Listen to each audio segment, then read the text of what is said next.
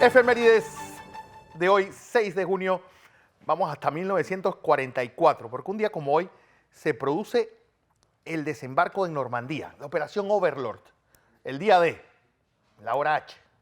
Bueno, ahí lo tienen, esta imagen maravillosa de esa película de Steven Spielberg llamada Rescatando al Soldado Ryan. 196.000 personas, hombres, desembarcaron en Normandía ese día, 5.000 barcos, la flota más grande que se había visto en la historia, pues hasta que llegó pues la batalla de Okinawa, donde pues, fue superada. Pero imagínense, 1,5 millones de personas habían desembarcado a finales de julio y 2,5 millones a finales de agosto.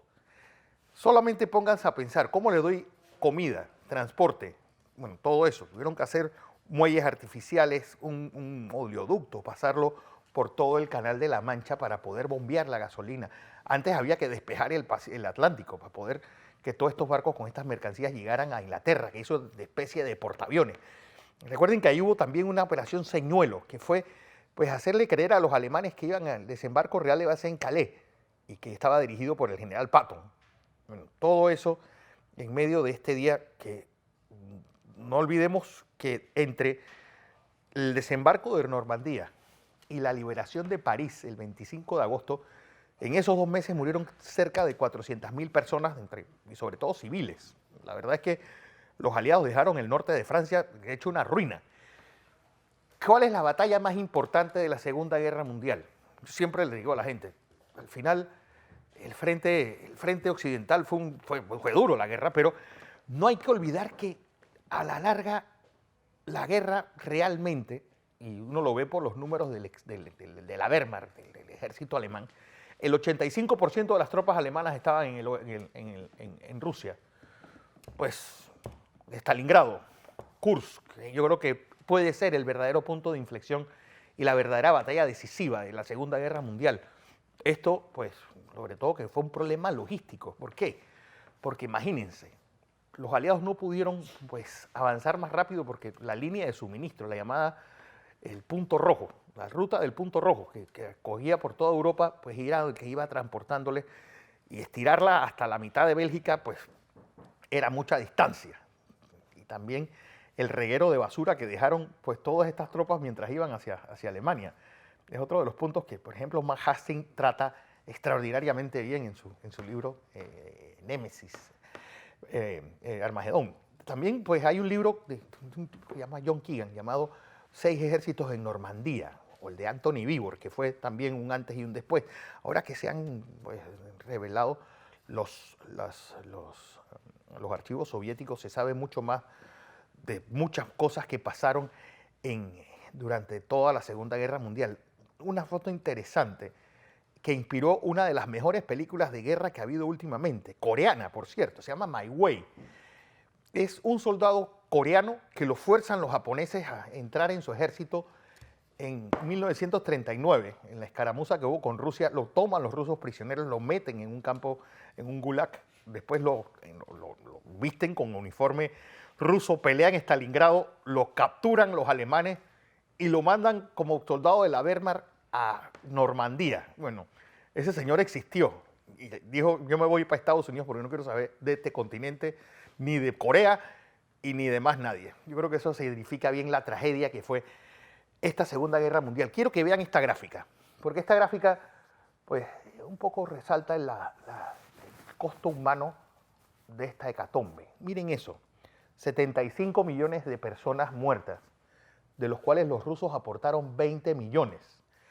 20 millones porque ya parte de lo que los rusos, antes pues ucranianos, bielorrusos,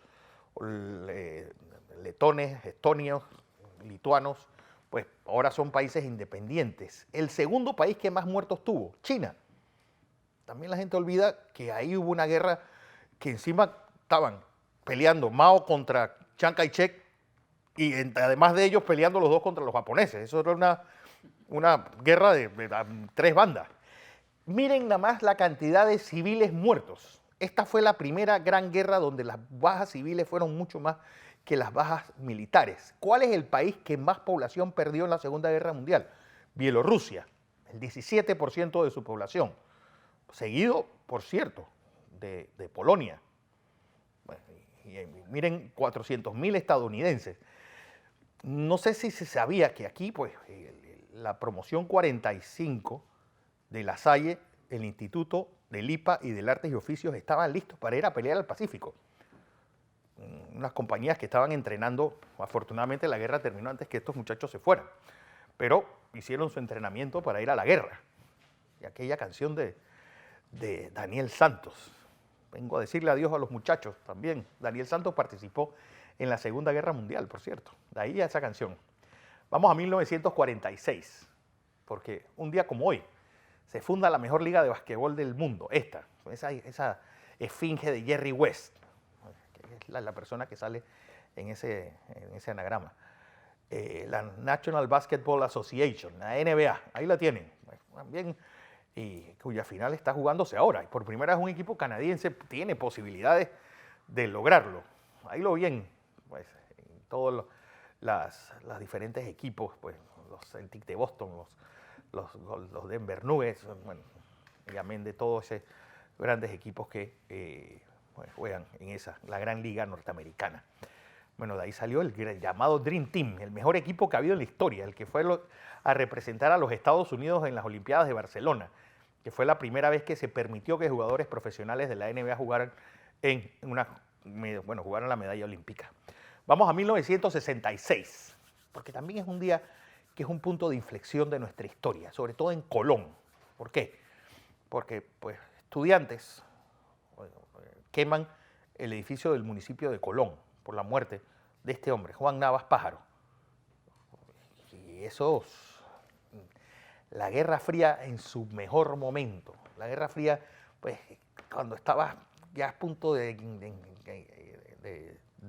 ponerse caliente. Y pues, Colón siempre fue un gran hervidero. Pues, a este dirigente estudiantil asesinado, pues se supone que por figuras de la Guardia Nacional, defendiendo el establishment, y que, bueno, asesinan a un dirigente, pero crean una leyenda con Juan Navas Pájaro hace 53 años.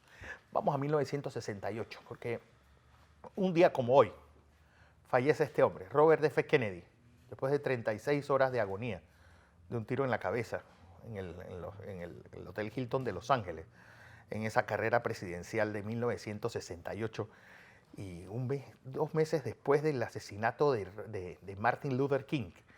Un poco para que vean lo que era la política en ese año convulso, en ese año tan, bueno, que Estados Unidos, yo creo que nunca había estado tan cerca de una guerra civil desde su guerra civil como ese año. Pues, la ofensiva del Tet, todo lo que estaba pasando en Vietnam, pues, como protestas estudiantiles, reivindicaciones de negros, de latinos, de homosexuales, ahí aparece también mujeres, el ambiente, aparecen también las reivindicaciones en la lucha por el medio ambiente y una política cada vez más enrarecida. Pues contra quién iba a medirse Robert Kennedy, pues contra Richard Nixon, que terminó ganando esa elección a Hubert Humphrey. Vamos a 1974, porque uno tenía que hacer algo para que el país tuviera una identidad y para que esa identidad pues, nos diera ese sentido de pertenencia y de unión. Y es por eso que este hombre, Demetrio Basilio Lacas, crea el Instituto Nacional de Cultura. Pues, y por eso aparecen pues, figuras como Reina Torres de Araúz, Jaime Ingram, los trovadores de la Revolución, pues se hace el Museo del Hombre Panameño, porque nosotros teníamos que crearle una identidad. Recuerden que nosotros, pues al tener a los gringos tan cerca de Estados Unidos y tan lejos de Dios, pues estaríamos pues creer que éramos más gringos que los gringos. Bueno, pero para unificar el país primero que teníamos que darle una identidad cultural.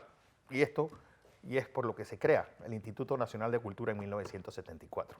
Tuvo sus horas altas, ahora mismo está en sus momentos más bajos, sobre todo por el baldazo de agua fría que dio la UNESCO ayer, al declarar patrimonios en peligro tanto el Fuerte San Lorenzo como la Ciudadela de Portobelo.